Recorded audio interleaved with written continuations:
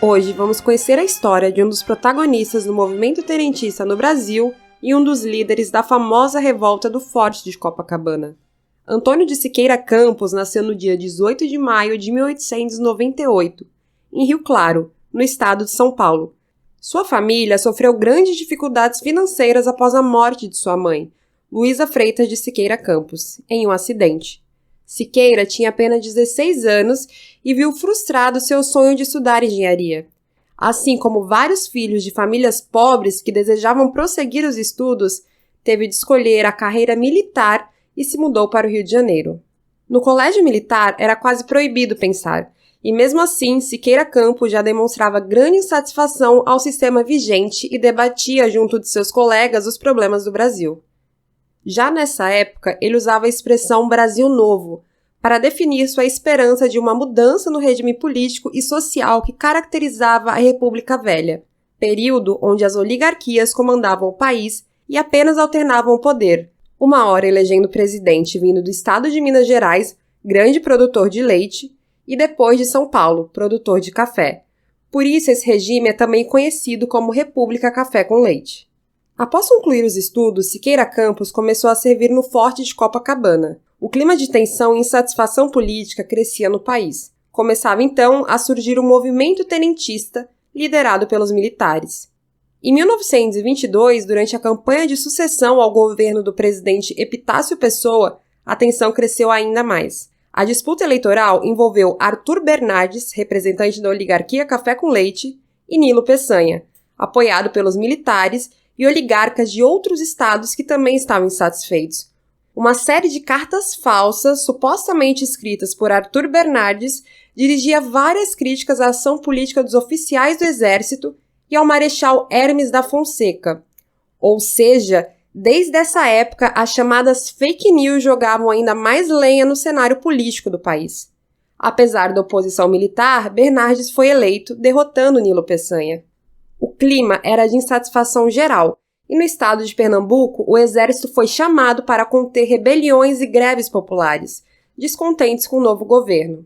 O Marechal Hermes da Fonseca, a mais alta patente militar do país, foi contra essa decisão e telegrafou ao Recife, incentivando os militares a não reprimirem o povo. Atitude que o levou a ser preso no dia 2 de julho e ao fechamento do clube militar por ordem do presidente. Foi o estopim para a insurreição militar marcada para o dia 5 de julho, que ficou conhecida como a Revolta dos 18 do Forte. O total de militares revoltosos na primeira fase da insurreição chegou a 301 combatentes no Forte de Copacabana. Não havia mais nada a esperar. Siqueira Campos deu início ao combate disparando o primeiro tiro em direção à ilha de Contunduba.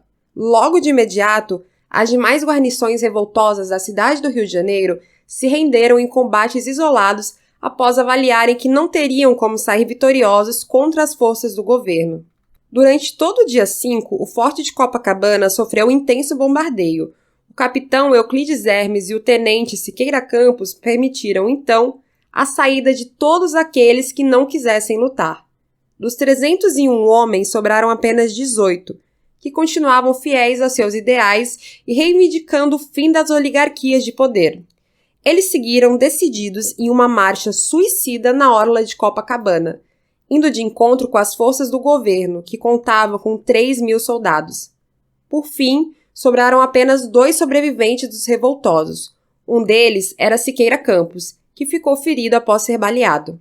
Após o período de exílio, o tenente Siqueira Campos retornou e participou ativamente como um dos principais líderes da famosa Coluna Prestes.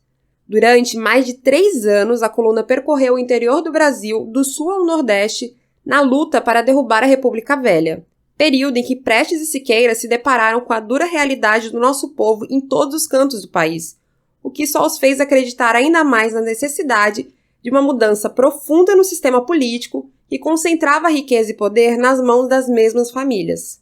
Porém, no dia 10 de maio de 1930, enquanto retornava de uma viagem do Uruguai, o tenente Siqueira Campos sofreu um acidente aéreo no Rio da Prata, onde não resistiu após sofrer uma parada cardíaca e se afogar no local. Siqueira tomou poucos meses antes do golpe que depôs o então presidente Washington Luiz, que daria fim à República Velha no poder e o início da Era Vargas. Durante a sua vida militar, Antônio de Siqueira Campos passou mais tempo na ilegalidade do que em serviço regular, e nunca deixou de lutar ativamente ao lado de seus companheiros pelo que acreditava, dedicando sua vida pela mudança do regime que concentrava o poder apenas nas mãos dos mais ricos. Atualmente, a rua onde ocorreu o confronto da Revolta dos 18 do Forte carrega o nome de Siqueira Campos. Lá é possível ver uma enorme estátua em sua homenagem. MTST, a luta é pra valer.